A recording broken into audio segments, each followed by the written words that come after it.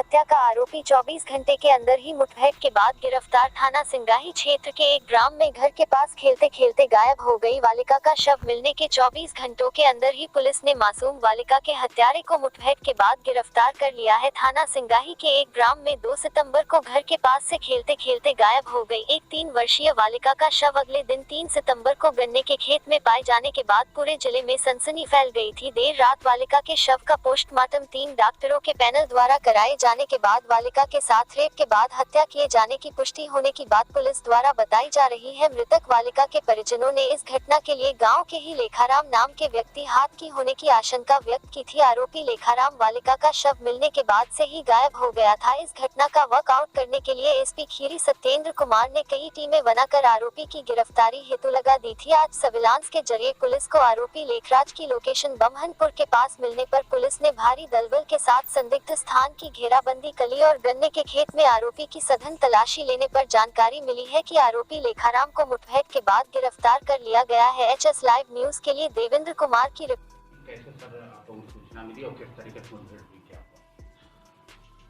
ये थाना सिंगाही की घटना है, बड़ी दुर्भाग्यपूर्ण घटना थी। जैसे ही इस बात की सूचना कल मिली थी तो कल मैंने 4 टीमों का गठन किया था। एक एसओ सिंगाही के नेतृत्व में थी, एक एसओ निघासन के नेतृत्व में थी, एक एसओ भीरा के नेतृत्व में और एक जो है क्राइम ब्रांच के नेतृत्व में टीम थी। चारों टीमों को अलग अलग टास्क दिया गया था कि अभियुक्त कहाँ हो सकता है, उसकी जो स्थिति है वो कहाँ हो सकती है। उसके संबंध में टीमें रात भर टीमों ने कॉम्बिंग की। उसी कॉम्बिंग के दौरान ये सूचना प्राप्त हुई कि अभियुक्त एक अपनी जो पूर्व ससुराल है तो उसके आसपास है।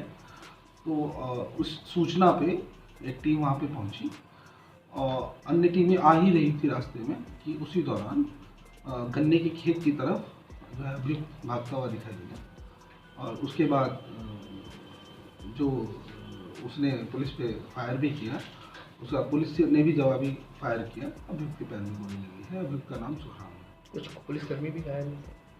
हाँ, एक पुलिसकर्मी की सूचना है। तो बार बार क्यों इस तरह की घटनाएं हो रही हैं जिले में? देखिए, ये एक सामाजिक और मानसिक जो विकृति है, ये उसका एक सामने निकल के आ रहा है।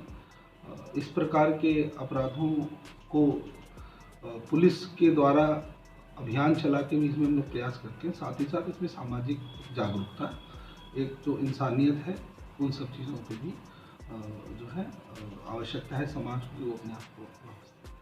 अच्छा सर, इसके पीछे कोई कनेक्शन पुरानी रंजिश का इस तरीके से कोई बात? हाँ, एक इन 2014 में अभियुक्त की पत्नी का मर्डर हुआ था। उसमें इस बच्ची के जो ताऊ हैं वो जेल गए थे, जिसका मुकदमा न्यायालय में अभी चल रहा है।